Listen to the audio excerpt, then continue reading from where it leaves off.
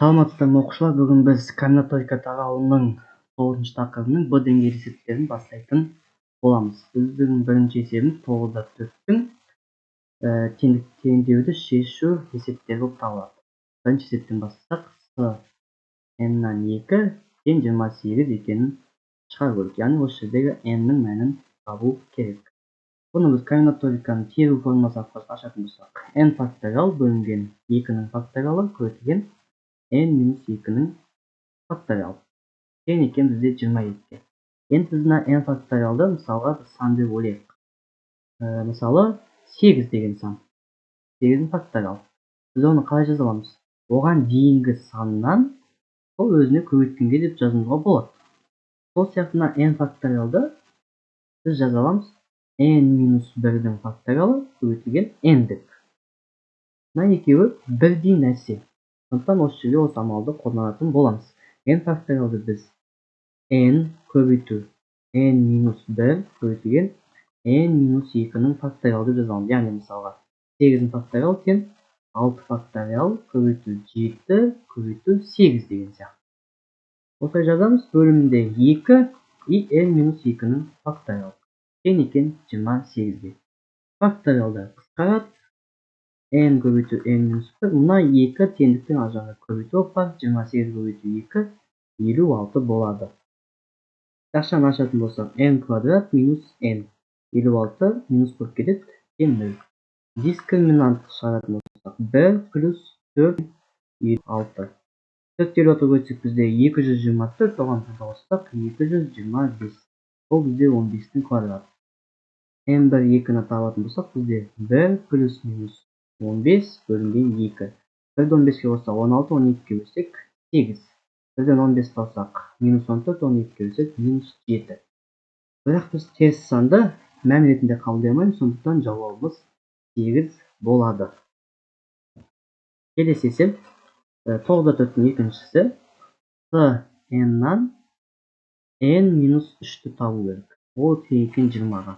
Жазабыз. n факториал бөлүнгөн n-3-түн факториалы көбөйтүлгөн n плюс 3-түн факториалы бизде тең 20-га.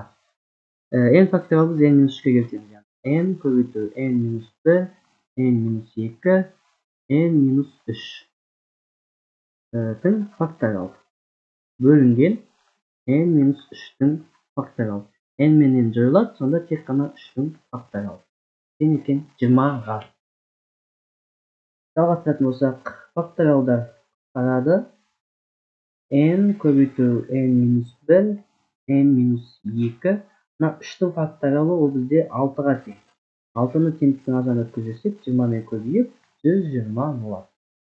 Жакшылап ачатын болсак, n мына 2 жакшыдан көбөйтөтүн болсок, бизде n квадрат минус 3n плюс 2 тең 120. Жакшыдан тагы да ачабыз. n куб минус 3n квадрат плюс 2n 120 минус болуп берет тең 0. Буну чыгаруу үчүн энди көпчүлүктү жүктөөдө колдонот болобуз.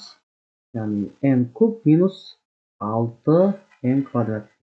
Энди 6n квадрат кайта минус 3n квадратка айланышын 3n квадратты косуп жиберет. Яны осы экени коссак, бизде кайта мына минус 3n чыгат. Минус 18n дейт. Энди минус 18n'ин 2n'ге айланышын 20n'ди косам. Минус 120 тең 0. Ага жалгастыратын болсак, мисалга мына n куб пен 6n квадраттан бизде n квадрат жакшыраак сыртына чыгып кетет. Жакшыраак ичинде n-6 калат. Мына жакта бизде 3n экөөнү ортак, жакшыраак ичинде n-6 калат. Мына жакта бизде 20 экөөнү ортак, n-6 калат. Тең 0. Сонда бизде n-6 барлыгына ортак мүчө болгондуктан жакшыраак бөлүк чыгып кетет. Ал жакшыраак ичинде калган сандардын косундусу бола салады. Тең 0. Энди ар жакшаны 0ге жеке-жеке теңестирсек, бизде n тең 6 чыгат. Ал мына жерде көрүп тургандарыңыздай, биз дискриминант алатын болсак, 3-түн квадраты 9 минус 4 көбөйтүү 20. Бизде минус 71 деген сан чыгып кетет. Яны буну чыгара алмайбыз. Сондуктан тек гана 6 деген мааниде жооп иретинде кабылдайбыз. 9/4-түн 3-сүсү с n-нан n-2 2 тең бізде 36-ға. Яғни n факториал бөлінген n-2 факториал көбейтілген n-n плюс 2 факториал тең екен 36-ға. n факториалын біз n көбейту n-1 n-2 факториал деп жаза аламыз.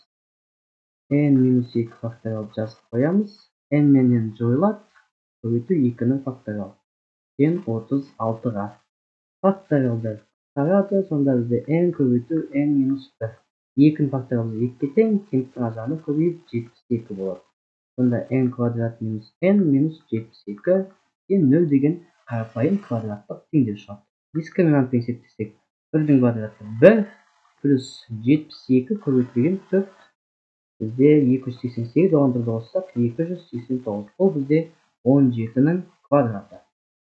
n1 мен 2-ні тапсақ, бізде 1 плюс минус 17 бөлінген 2.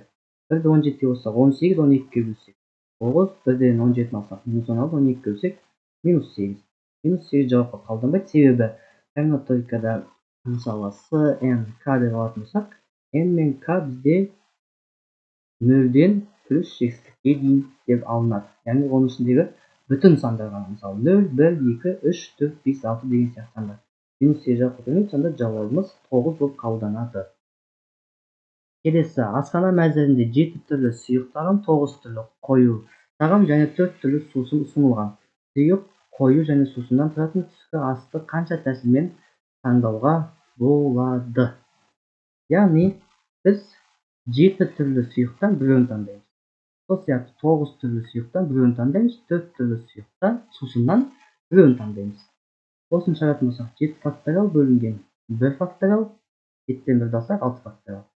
Көбейтілген 9 факториал, 1 факториал, 9-дан 1 алсақ 8 факториал.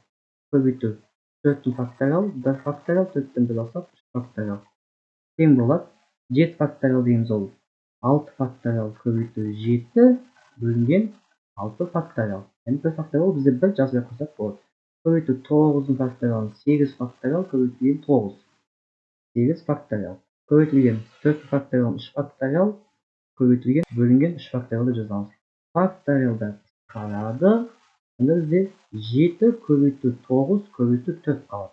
7-ні 9-ға өтсек 63, 14-ге өтсек бізде 252 деген жауап шығады. Немесе бұл есепті оңай шығарудың екінші тәсілі ол, біз енді қараңыздар, 7 түрлі сұйық тағам бар. Біз оған сәйкесінше әр қайсына әр түрлі 9 түрін таңдай аламыз деп ойланамыз. Сонда 9-ға өтеміз. Одан осының барлығында тағы 4-ін таңдаймыз деп, осылай да шығара салуға болады. Бұл жағдайда 252 шығады. Жауап 252. Жалпы бүгінге осы оқушылар, сабақ аяқталды. Сау болыңыздар.